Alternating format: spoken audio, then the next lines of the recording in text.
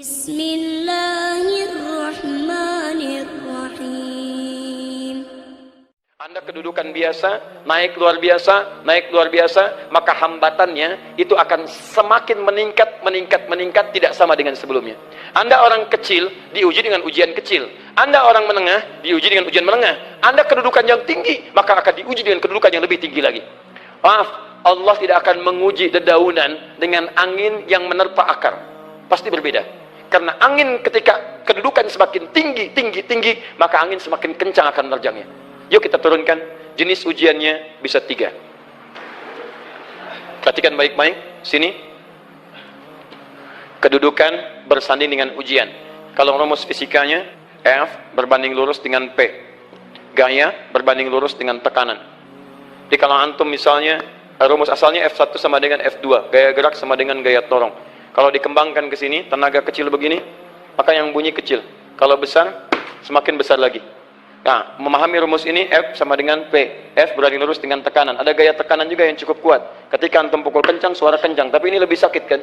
Tekanannya lebih kuat. Itu agak berbeda. Itu dalam persepsi positif. Dalam persepsi negatif juga bisa. Gaya berbanding lurus dengan tekanan. Semakin orang banyak gaya, semakin tertekan hidupnya. Ya? Tanya. Sekarang lihat sini. Rumus ini kalau kita turunkan lewat ayat, am hasibtum an tadkhulul jannata. Apakah Anda akan duga begitu mudah masuk surga? Walamma ya'tikum mathalul ladzina khalau min qablikum. Sementara Allah belum menguji Anda seperti orang dulu yang dijamin surga mendapati ujian. Apa jenis ujiannya? Ini manhaj hidup kita dan kita berhenti di sini. Maaf, saya mungkin hanya 5 ayat dulu untuk hari ini ya. Massatuhumul ba'sa. Ujian pertama disebut dengan ba'sun. Jamaknya ba'sa.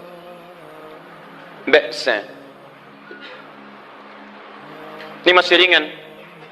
Misal, jarang ke masjid, sekarang mulai ke masjid. Begitu antum ke masjid, Allah kasih ujian. Sesuai dengan kadar niat antum. Kasih ujian gerimis.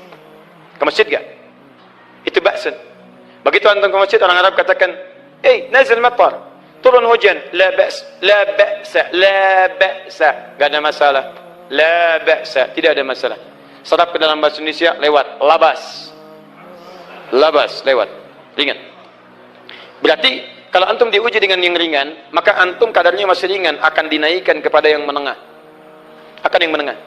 Hati-hati betul. Kalau antum belum lulus yang di sini, maka antum akan terus sampai di sini, sampai lulus di sini. Sampai lulus. Antum mau berangkat ke masjid, gerimis bisa. Tiba-tiba nggak jadi di rumah. Istri antum mengatakan, Pak, kok nggak ke masjid? Hujan mah, kan cuman gerimis. Takut riak, Masya Allah. Padahal antum misalnya belum kuat untuk berangkat. Maka antum akan terus diuji di sini.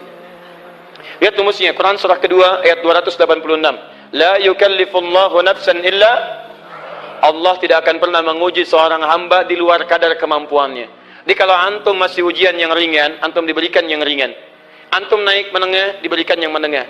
Antum naik lagi level tinggi, diberikan ujian yang berat. Menengahnya disebut dengan darrun. Waddarra. Dari ba'sun jadi darrun. Jamaknya darra. Sudah menyakiti fisik. Kena fisik. Sudah melukai.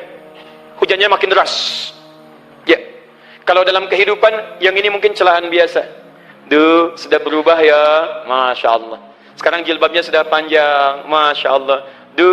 Semakin panjang ya. Yang ingin Batman ya. Masya Allah. Udah banyak. Begitu sudah mulai pakai cadar, ninja. Oh, Masya Allah. Dorra. Sudah nggak enak ke fisik. Dorrun. Lihat rumusnya ya. Lihat rumusnya baik-baik. Ini lebih menenangkan pada jiwa. Ketika Anda dalam level-level seperti ini artinya Allah sedang menaikkan iman Anda dalam level yang lebih tinggi lagi. Jadi ketika ada celaan menghunjam dalam lisan seseorang, sudah mulai menyakiti, itu sebetulnya pengakuan dari Allah lewat lisan orang itu, bahwa Anda sedang diangkat keimanan pada tingkat yang lebih tinggi. Ada yang mengatakan, kamu kenapa sih pakai jilbab begitu? Yang biasa aja kali. Yang iman biasa sudah banyak. Saya ingin menampilkan keimanan yang luar biasa. Supaya dengan iman itu saya lebih mendoakan mama. Saya menampakkan amalan-amalan. Mudah-mudahan pahalanya bisa buat mama. Masuk dengan bahasa yang baik. Masya Allah. Jadi kalau antum bisa melawan hal-hal demikian dengan bahasa yang indah, itu nyaman kepada jiwa. Kadang-kadang ada kalimat-kalimat yang tidak perlu pakai dalil, teman-teman sekalian. Kembalikan ke sini. Terakhir, wazulzilu zilzal. Zulzilu. Zilzal. Gempa. Goyang. Dia ada ujian yang bisa menggoyangkan diri kita, membuat gempa hati kita. Antum sudah nggak kuat, kadang-kadang jalan sempoyongan, padahal nggak ada gempa di luar, cuman hati kita kayak kena goncangan. Diserang sana, serang sini, nggak bisa tidur, nggak bisa makan, tawarin ini susah, itu susah. Wazulzilu. Bahkan hatta yaqula Rasulullah walladzina amanu ma'ahu mata nasrullah. Sampai-sampai Rasul SAW, bahkan orang-orang beriman, bahkan yang setelahnya bisa mengatakan, kapan ini berakhir? Akan tiba masa Anda mengalami satu situasi sampai Anda mengatakan, kapan berakhirnya yang seperti ini? Serang, serang, serang. Perhatikan, jika Anda berada pada level ini, saya ucapkan selamat kepada Anda. Karena Anda akan diangkat pada kedudukan yang tertinggi di antara sekian ujian yang ada. Zuzan. Artinya Allah akan naikkan Anda pada derajat yang tinggi. Karena hukum ujian tadi, la yukallifullahu nafsan illa wus'aha. Allah nggak akan menguji seorang hamba di luar batas kemampuannya. Jadi kalau Anda sudah dipandang oleh Allah siap menerima yang ini, maka Anda akan diberikan zilzal. Kalau Anda nggak mampu, Anda hanya akan diberikan darra atau ba'sun. Dimohon maaf, kalau di antara jamaah yang hadir saat ini, Anda merasa sedang punya masalah yang berat, membuat hati Anda goyah, saya ucapkan pada Anda, dari sekian hamba Allah yang ada di muka bumi, cuman Anda yang diberikan itu. Artinya Allah akan mengangkat derajat Anda. Ayo bahagia. Dan yakinlah, bukan orang lain yang dititipkan, Anda yang diberikan. Allah percaya pada Anda, kenapa Anda tidak yakin? Bukan orang lain. Jadi mustahil Allah memberikan ujian berat kalau Anda nggak sanggup. Karena cuma Anda yang sanggup, Anda yang dikasih. Makanya jangan mengeluh. Jangan katakan, ya Allah, kenapa saya, ya Allah? Why me? Kata Allah, why not? Kamu yang bisa. Yang lain tidak. Dan tanpa harus Anda menuliskan status. Memang cuma saya yang sanggup. Oh, Masya Allah. Gak usah. Sadari. Kalau bukan sayang, Allah itu punya sifat adil. Nggak mungkin menukar sesuatu di luar kadarnya. Antum tahu cicak? Halo? Jangan katakan wallahu alam. Cicak. Cicak. Baik. Bagaimana aktivitasnya? Merayap. Di mana? Dinding. Apa makanannya? Nyamuk. Nyamuk bagaimana aktivitasnya? Terbang. Pertanyaan saya, di mana keadilan Allah menjadikan makhluk yang merayap makanannya terbang? Kalau nyamuk masuk kategori pertama tadi, pintar dan tahu dirinya pintar, jadi mainan cicak. Cicak, ayo tangkap. Cicaknya cuma merayap, dianya terbang. Beruntungnya nggak ada nyamuk yang jenius. Tapi yang paling hebat, perhatikan bagaimana lisan orang tua kita menanamkan kalimat-kalimat untuk menanamkan tauhidullah subhanahu wa ta'ala. Cicak, cicak, diam, merayap. Perhatikan, yang Allah tuntut pada cicak, merayap kamu. Walaupun cuma diam-diam. Lihat baik-baik. Diam, merayap. Datang seekor, Masya Allah. Ketika dia merayap, nyamuk datang. Lihat, bukan cicak mendatangi nyamuk, tapi nyamuk mendatangi cicak. Kalau cicak tidak merayap, mustahil nyamuknya datang. Allah hanya tunjukkan, kamu merayap ya, nyamuk datang. Sekalipun dia merayap, cuma diam-diam, nyamuknya datang. Jadi hukum Allah itu kalau dipatuhi, nikmat kehidupan. Cicak gak merayap, nyamuk gak datang. Cicak merayap, nyamuk datang. Datang seekor nyamuk. Setelah itu, silahkan. Jadi kalau kita teman-teman ikuti hukum Allah, mau berat, alhamdulillah. Mau ringan, alhamdulillah. Ya mau sedang, alhamdulillah. Begitu diangkat, artinya ada pengakuan dari Allah, iman kita akan diangkat. Cuman, bahasa Nabi Ya'qub alaihissalam kepada Yusuf alaihissalam, mesti ada persiapan dalam mengatasi itu semua. Tidak cukup hanya mendiamkan saja. Maka kata Nabi Ya'qub, jangan kisahkan dulu. Bikin dulu pemetaan-pemetaan untuk mudah mengatasi itu semua. Ini poinnya. Anda harus punya rencana.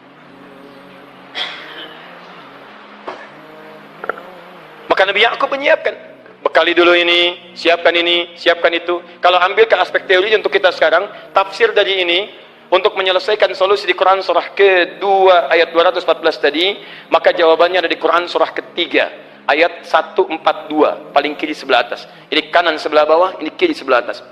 Dan awal ayatnya dibuka dengan kalimat yang sama. Perhatikan, Al-Baqarah ayat 214 kalimatnya menggunakan am hasibtum an tadkhulul jannah. Ali Imran 142 am hasibtum an tadkhulul jannah. Yang Al-Baqarah itu ujiannya, walamma ya'tikum mathalul ladzina khalau min qablikum masathumul ba'sa wad-dharra wazulzilu. Yang Ali Imran itu solusinya. Am hasibtum an tadkhulul jannata walamma ya'lamillahu alladzina jahadu minkum wa ya'lamas sabirin. Saya tutup sampai sini dulu. Teman-teman perhatikan, walamma, sedangkan Allah ya'lamillahu alladzina jahadu minkum, belum melihat kesungguhan Anda untuk mengatasi berbagai persoalan kehidupan itu. Kalimat jahadu, akar katanya dari kata al-juhdu. Serius, sungguh-sungguh. Jadi kalau persoalan Anda ingin segera selesai, Anda mesti serius. Hei yang sedang kuliah, kalau mau cepat selesai kuliahnya, serius belajarnya. Pahami dengan baik. Kalau Anda nggak pernah serius, bagaimana bisa menyelesaikan pelajaran dengan baik? Hei yang sedang berumah tangga, kalau ingin baik rumah tangganya, serius dalam berumah tangga. Keluarkan hukum-hukum Allah, terapkan dalam kehidupan rumah tangga. Anda akan mendapatkan manfaatnya. Hei yang sedang berbisnis, serius dengan pekerjaan. Karena hanya orang serius yang bisa menghasilkan kekayaan-kekayaan yang terbaik. Serius dalam ibadah, karena ibadah melahirkan keberkahan dengan kekayaan yang Anda dapatkan dari titipan Allah Subhanahu wa taala. Ayo serius. Al-juhdu dibagi 3 bagian. 1, serius dalam merencanakan, disebut ijtihad namanya. Bikin rencana. Misal, maaf, tadi dalam keluarga, kalau diambil kedudukan Yusuf alaihissalam, antum tempatkan itu pada porsi pertama sebagai target. Misal, Yusuf diberikan kedudukan oleh Allah. Bagaimana anak saya punya kedudukan walaupun tidak sama dengan Yusuf alaihissalam? Cari, rencanakan, buat pemetaan. Di masa depan anak saya mesti punya kedudukan. Apa? Kalau dalam kedokteran, kedudukan dokter yang terbaik. Kalau dalam bisnis, pengusaha yang terbaik. Misal, kalau dalam pemerintahan, jangan tanggung-tanggung, jadi presiden, jadi itu. Anda turunkan kemudian pendidikannya dari situ. Ijtihad direncanakan. Masuknya lewat sini, lewat sini, lewat sini, lewat sini. Seperti kemudian, maaf, Hannah dengan Imran, rahimahumullah, merencanakan hasil yang terbaik untuk Maryam. Bahkan sejak dalam kandungan. Quran surah ketiga Ali Imran, dari ayat 35 sampai 37. Paling kiri pertengahan sampai bawah. Itu qalat imra'atu Imran, Rabbi inni nazartu, bahkan nazar. Nazartu ma fi batni muharrara, saya bernazar anak saya yang lahir ini akan punya kedudukan dekat dengan Allah Subhanahu wa taala. Di sejak bayi direncanakan. Mau jadi apa? Setelah itu apa? Jihad. Jihad itu kesungguhan dalam mempraktekkan, mengaktualisasikan konsep yang sudah dibuat. Jangan sampai cuma berdoa tapi doanya tidak disandingkan dengan ikhtiar, nggak nyambung. Makanya ketika lahir ada jihad, jihad dengan doa. Falamma wada'at faqalat rabbi inni wada'tuha untha, ayat 36-nya. Wallahu a'lamu bima wada'at wa laysa dzakaru kal untha. Lihat, wa inni sammaituha Maryam wa inni wa'idhuha bika wa dzurriyyataha minasyaitonir rajim. Doa. Setelah berdoa apa? Teruskan bagian akhirnya ayat 37-nya. Maaf teman-teman, tidak cukup dengan doa. Karena Maryam masih dekat dengan Allah, punya kedudukan, dia mesti dirawat oleh orang yang paling saleh. Cari Nabi Zakaria, orang saleh. Mesti merawat. Tempatnya mesti netral dari keburukan, bikin mihrab. Jadi tempat dibuatkan, orang soleh merawat, doa dipanjatkan, doa berbanding lurus dengan ikhtiar. Apa yang terjadi? Ayat 37-nya. Fataqabbalaha rabbuha biqabulin hasanin wa ambataha nabatan hasana. Maka Allah Subhanahu wa taala menerima usaha orang tua ini. Doanya diterima, ikhtiarnya diterima. Jadi kalau antum mengambil ayat tadi, diterapkan dalam kehidupan, rencanakan teman-teman sekalian. Anak mau sekolah di mana? Mau jadi apa? Turunkan ke bawahnya. Oh, dia mau jadi dokter, dokter yang hafal Quran, turunkan. Pendidikannya di sini, di sini, di sini, di sini sampai paling kecilnya. Siapa gurunya yang dekat dengan Allah? Sekolahnya yang menjauhkan dari hal-hal keburukan, sampai satpamnya soleh, securitynya soleh, koperasinya orang-orang soleh, gurunya orang-orang soleh. Hadirkan. Kalau ikhtiarnya sudah nyambung dengan doa, maka fataqabbalallah, qabbalallah. Taqabbalaha rabbuha. Diterima Maryam, antum diterima. Jadi kadang-kadang yang nggak nyambung nih begini, doanya nggak nyambung dengan ikhtiar, itu masalahnya. Ya Allah, mohon ya Rabb, jadikan anak saya rajin sholat, hafal Al-Quran, tapi ditempatkan di sekolah yang tidak pernah mengajarkan sholat, nggak nyambung. Ditempatkan di tempat yang tidak pernah mengajarkan Quran, tidak nyambung. Nggak ada kesamaan di situ. Maka Nabi Ya'qub alaihissalam memberikan gambaran kepada anaknya, nah, kamu akan punya kedudukan begini, hati-hati, setiap ada kedudukan akan ada rintangan, kamu harus punya rencana untuk merencanakan solusi-solusi terbaik untuk itu. Kemudian yang terakhir, ini yang paling hebat, mujahadah, perjuangan melawan emosi. Karena tidak sedikit tantangan itu, maaf, yang berat itu bukan menghadapi fisiknya, tapi menghadapi diri kita sendiri. Mau ke masjid, malas, itu yang susah dihadapi dibandingkan dengan hujan. Hujan ada payung, malas mau pakai apa? Maaf, menurun, semangat turun, malas datang, kecewa datang, pesimis datang, lawan, namanya mujahadah. Gabungkan ketiganya, isi dengan sabar. Wa ya'lamus sabirin.